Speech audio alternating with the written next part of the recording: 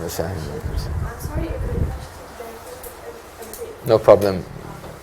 So, from what I have learned before, it's about the hadith that Prophet Sallallahu mentioned that are left two things. Mm-hmm. That if you go steadfast to this two things, Yeah. you won't go astray. This kitab Allah wa sunnah. Naam. Another hadith when Prophet Sallallahu mentioned that I left two things. Yes. The kitab Allah and interrupted. إطرتي أهل بيتي.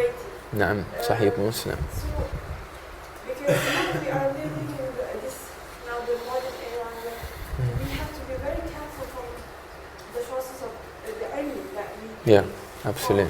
because there might be like confusions and things like that. Mm-hmm. So because when there are some people who only take this like kitab Allah, Quran, the Sunnah only, and neglecting the other things. Mm-hmm. While there are certain people who hold to this hadith, iterative, the Ahlul Bayt.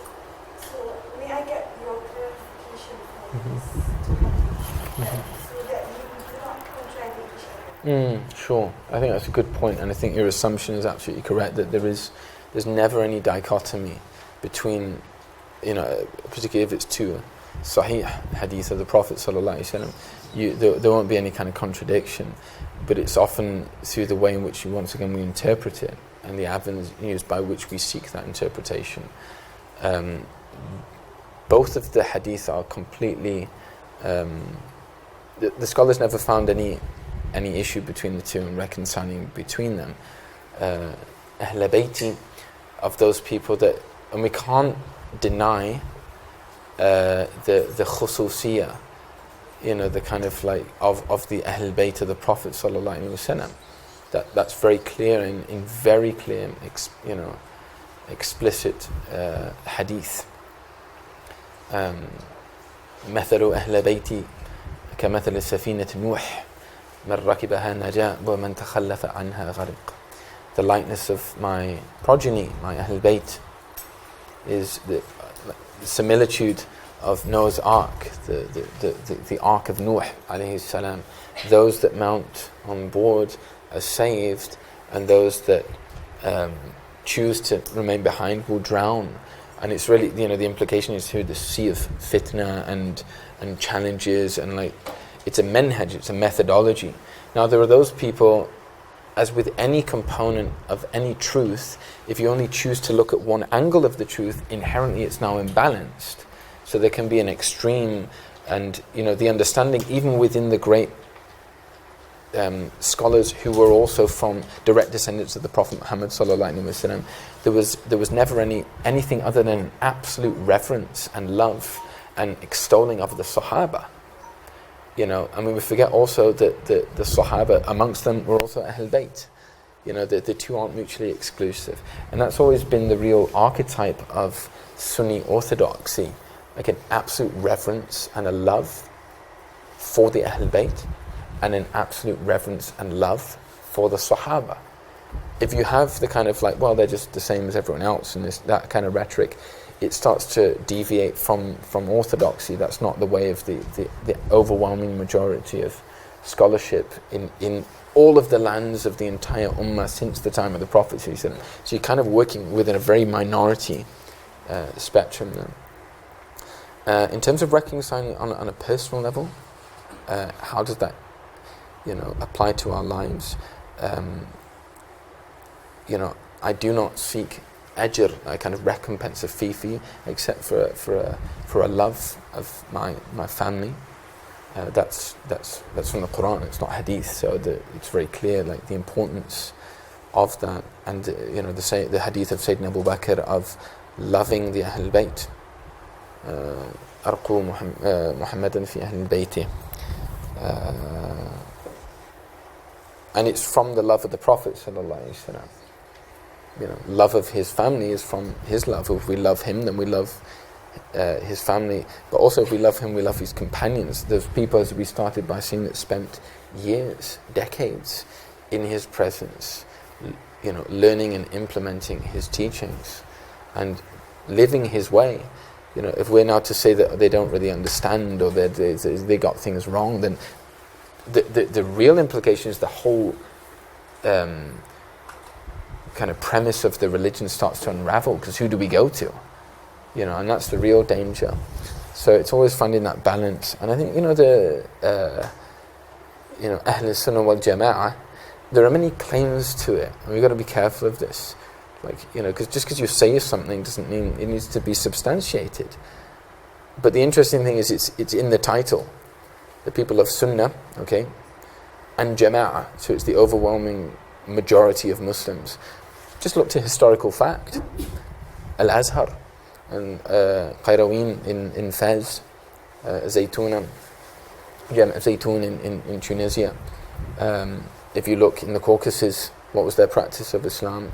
If you look traditionally in the Hijaz, what was their practice of Islam?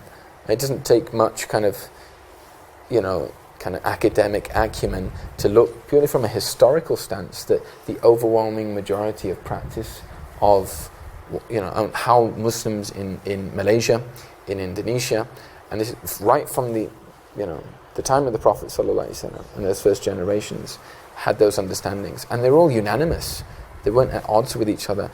The real kind of factions and schisms only start to emerge around 100 years ago, start to become more prominent within society. And often the telltale sign is it has some kind of political infusion with it. That's always where you got to kind of like reassess things. Petrol dollars often help in promoting, so we've got to be careful of those kind of things. And every Muslim wants to follow the Prophet ﷺ. We're all in our own journey, and to any greater or lesser extent, but we all know that, of course, we want to do that. And if somebody's saying,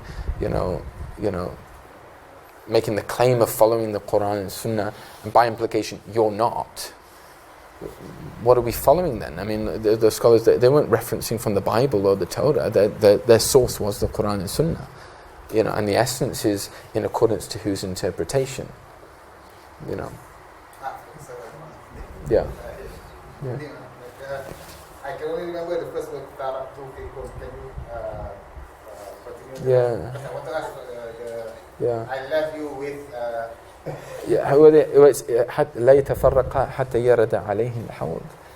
And they won't part until you meet me at the Hawd.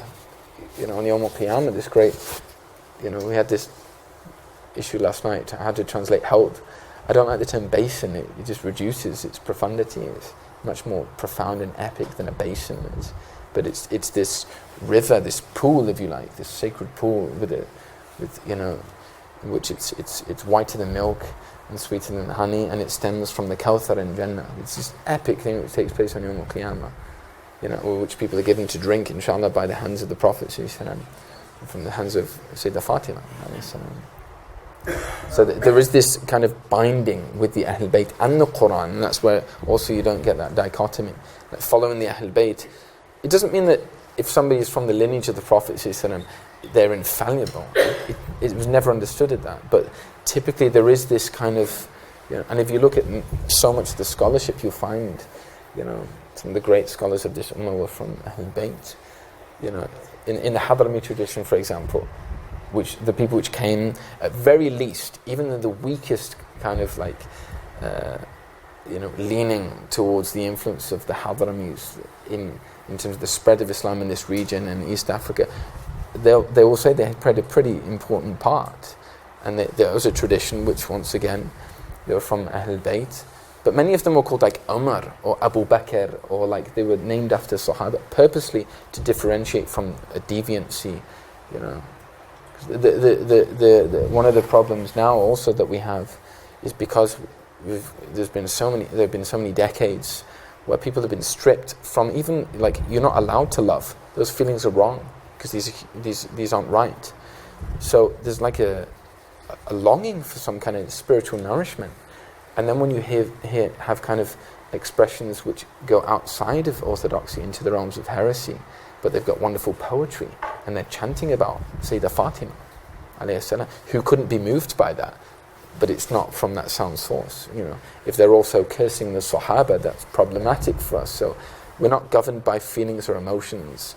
You know, we use our tradition in order to navigate those and place those emotions in that which is authentic.